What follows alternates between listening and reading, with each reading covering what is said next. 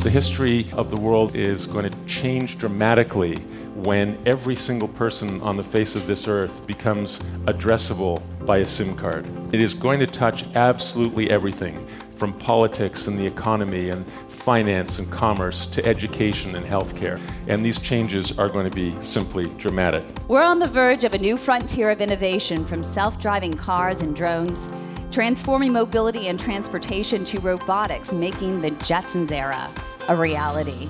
But are we truly ready? One or more of us in the room will actually get hacked, as our final guest shows us the vulnerabilities that we truly still face. In the early days on highways, our vehicles needed to know where they were on the road and where others were. But once we started driving on surface streets, it was a whole new level of complexity. There are pedestrians crossing in front, cars going every which way, crosswalks, street lights.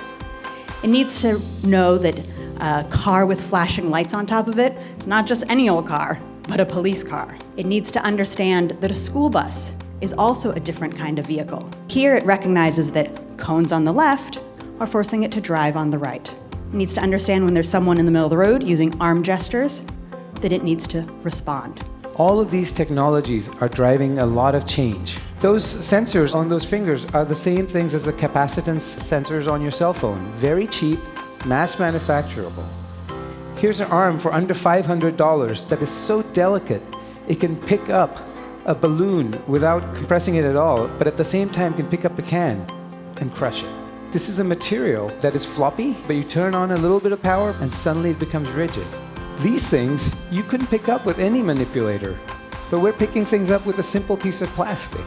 These things are all part of the mobile revolution. Papua New Guinea is 82% rural. There's a big tuberculosis epidemic. There's no way to enter in the highlands. Doctors Without Borders, these guys go wherever there is a problem. Basically, a drone comes from one of the clinics, bringing 12 diagnostics. The nurse can come, retrieve the sputum cup, and analyze it in real time. What took us 4 hours to go from one clinic to the other, it took the drone 55 minutes. No problem. The moon has been aggregating asteroid resources for billions of years. We know what's there. We just have to learn how to harvest those resources. And the companies that are able to do this will make Exxon look like a lemonade stand. Now with exponential technology and the power of computation that I can hold in my back pocket, which is 1 billion times more than NASA had when they landed the first humans on the moon, small groups of people can now create the technologies and the spacecraft to reach what was only reachable by superpowers before. Real quickly on the Boston Marathon, when you think about when it happened in the middle of the day, we had 2.9 million people watch video on mobile devices and 2.1 million listen to our radio stations that day via mobile. And when you think about it, they weren't home, they were on the go, and this was the best way for them to get that information. It all starts here. This is where you're experiencing content wherever you are, whether you're sitting on your couch or on the go. When we talk about taking out a mobile phone and having a relationship with a personal assistant in the phone, it's a very personal relationship because it's a very personal device. It's my device. Nobody else is going to use my phone. But what happens when you bring a robot home, a social robot? Everybody in the family is going to interact with it. It's like another member of the family or a pet. Everybody's going to have a different relationship with that device. It's going to have to learn how to speak. It's going to have to learn how to adapt in a relationship with the dad as much as it is with the daughter. The relationships that you form here, these are not fake relationships, they're real relationships. I had a lot of chutzpah back in the 1980s, 1990s, and to me hacking was a game of one-upmanship. And I played cat and mouse with the FBI. I knew that they were doing an investigation, so I decided I would try to get the cell phone numbers of all the agents so I'd be able to track their physical location. This is 1990s, this is not GPS. This is old cellular triangulation. So I hacked into Pacific Bell Cellular and got access to their intelligence system. And how I was able to get the agents' numbers is what they call a terminating number search.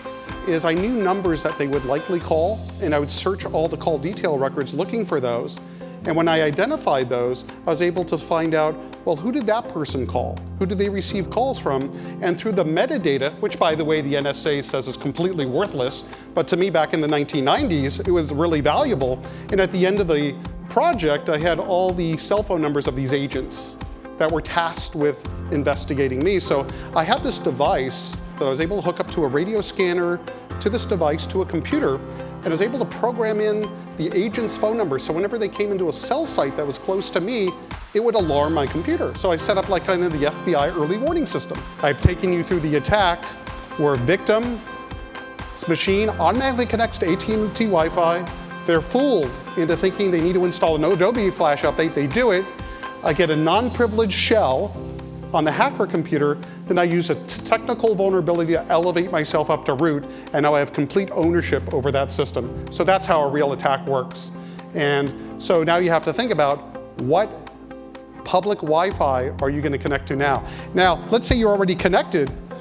What I could do is I could do a type of an attack that tells your computer, disconnect from that wireless access point and connect to mine because mine's stronger and has the same name. So there you go. And so once you're in, now what can you do? I have full control of the machine. I can upload, download files. I could turn on the webcam.